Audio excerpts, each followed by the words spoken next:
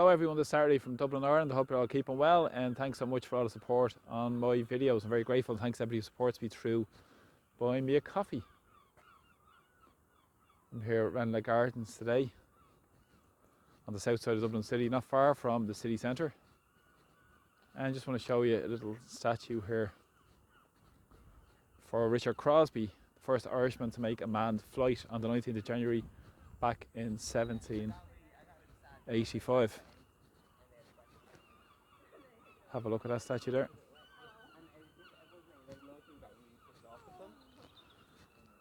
So he took off here in Varadkar Gardens. He was actually 6'3", even though the statue shows him to be quite smaller, but quite a tall man.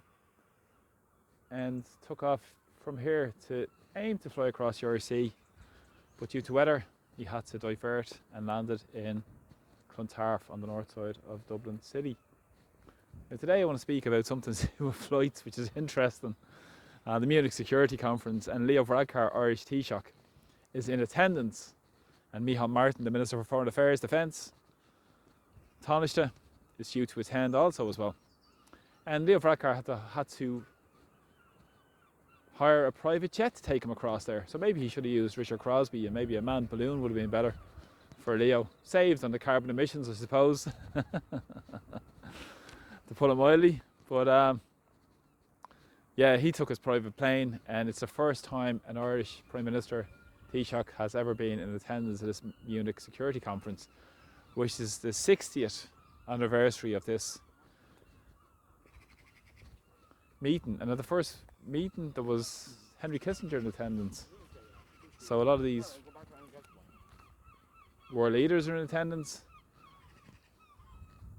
military industrial complex members, and a lot of warmongers in attendance at the Munich Security Conference. Of course, Zelensky gave a speech this morning about the necessity to support Ukraine as long as it takes and how they have to fight there so we don't have to fight here, and all this nonsense that they've been usually thrown at people.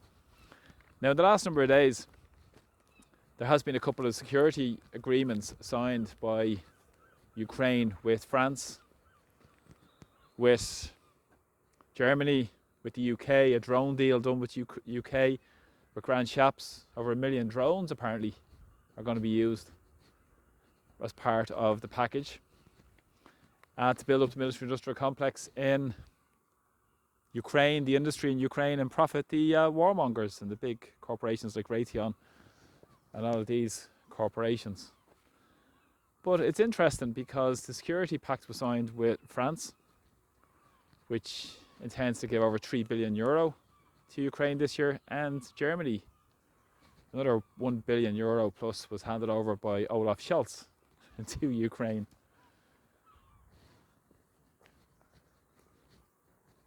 So we've seen huge amounts of money being pushed across, and Zelensky speaking about the peace and stability in Europe. They've also spoke about a 10-year pact for artillery cooperation, the re-establishment of territorial integrity of Ukraine, and back to within its internationally recognised boundaries and borders. And it's interesting as well that people like Stoltenberg have been speaking out as well in the last number of days to say they keep supporting more military aid to Ukraine because more war is peace. More war is peace. Idiotic in the extreme.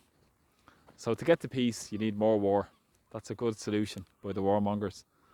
So we've seen this agreements being organised over the last number of days, and again, Zelensky has spoken about the G7 declaration, security declaration, about the effective defences that's needed for Ukraine, and he spoke about the money that has to go to Ukraine. Of course, it's all about the money, the $61 billion that they're waiting for from the US that's been agreed to be sent across to Ukraine. And they're not mentioning Avdiivka and the impending loss that they're facing in Avdiivka, which is a heavily fortified town that's been fortified for many years, and it will provide a huge link in the Donetsk region for the Russian Federation again. So Zelensky also spoke again about Putin, to speak about his self-isolation and he spoke about that there's two options left for Putin. He said it's The Hague for his international warrant, and also he said he could be either killed by his accomplices. This comes at a day when Navalny, the news is broken that Navalny has died, a ultranationalist opponent of Putin, who was running about 1 or 2% in the polls previously, and he was in a prison camp in Siberia. There are a lot of reports that he was involved with various agencies such as the CIA and such as infiltrating to try and force through a revolution in France, or Russia rather, sorry, and being paid off by many of those. And that was actually published in WikiLeaks a number of years ago, about 3-4 years ago. There was a publishment of payments that links his political party to that National Endowment Fund. You know, that group that's set up to provide cover for colour revolutions in various countries. So there we have it. So he's passed away. But again, it shows the hypocrisy of the collective West, because nobody in Ireland has spoken out about the death of Gonzalo Lira. And we've seen Julian Assange being incarcerated for many years as well, disgracefully. And it shows the utter hypocrisy, as I said, towards the treatment of a US citizen journalist in Ukraine who died in that region. And also the condemnation that comes from the people that claim they're standing up for the rights of democracy and freedom. So developing what happened in Munich, Leo Varadkar, as I said, the Taoiseach, was in attendance and spoke today at a discussion on neutrality, chaired by Dame Louise Richardson. This was the person who was in charge of the chairperson of the consultative forum, the sham forum on Irish neutrality a number of months ago, that so many members of the military-industrial complex attended, and it was used as a ruse used to drive us towards more militarism in European Army and NATO and all this sort of stuff, where they tried to claim public consultation when they were doing nothing of the sort. They were all about trying to ready us up for a drive towards more militarism.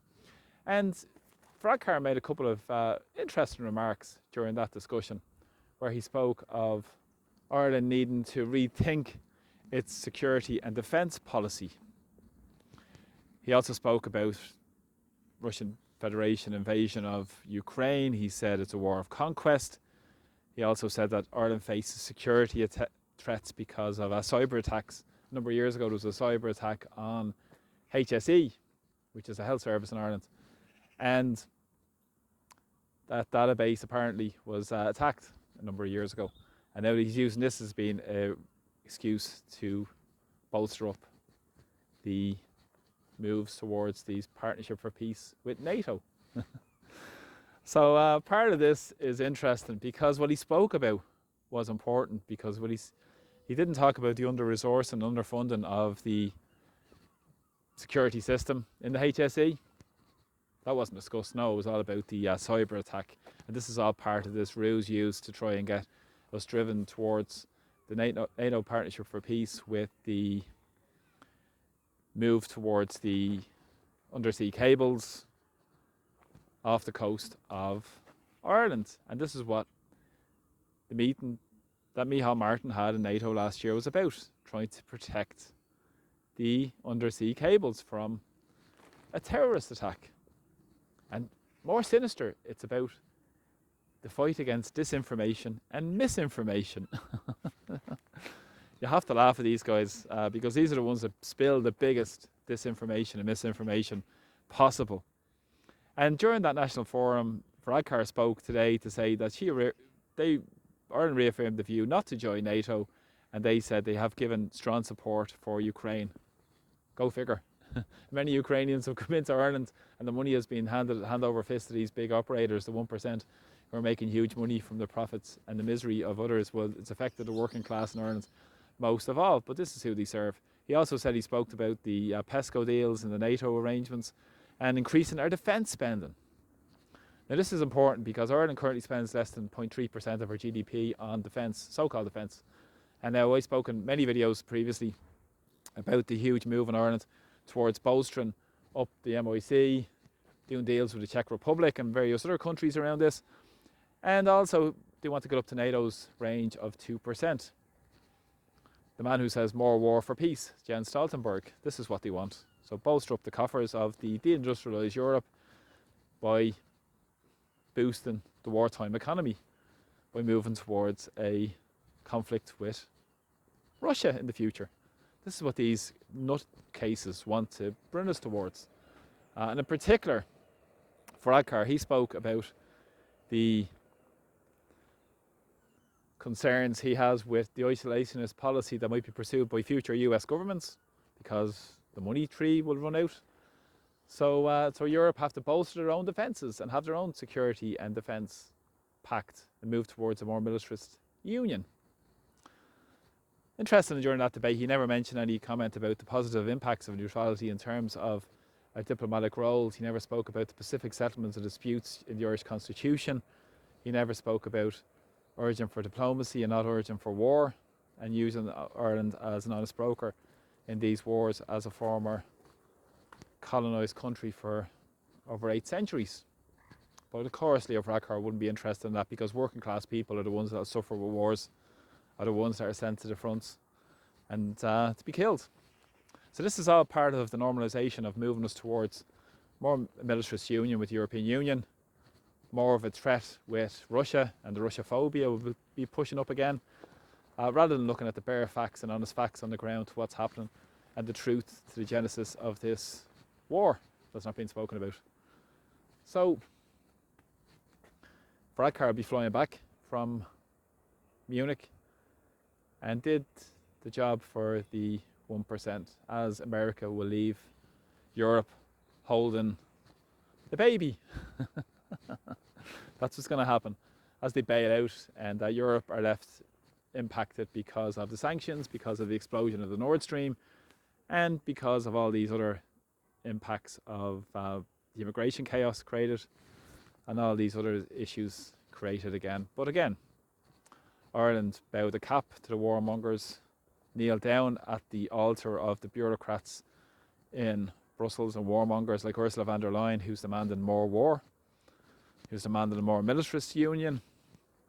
And in that debate as well, the discussion, there was a couple of more countries there involved. There was the Maltese nation and also Austria as well. So again, vitally important. Neutrality is vitally important, and an active neutrality is vitally important now more than ever, where we see more and more countries and more conflicts escalating because of hegemony and because of pushing their agenda and imperial powers. And rather than side with an imperial power, we should be standing on the side of ordinary working class people who suffer the impacts and horrific barbarism that wars create. So Varadkar will come back, pat himself on the back. Martin would be the same.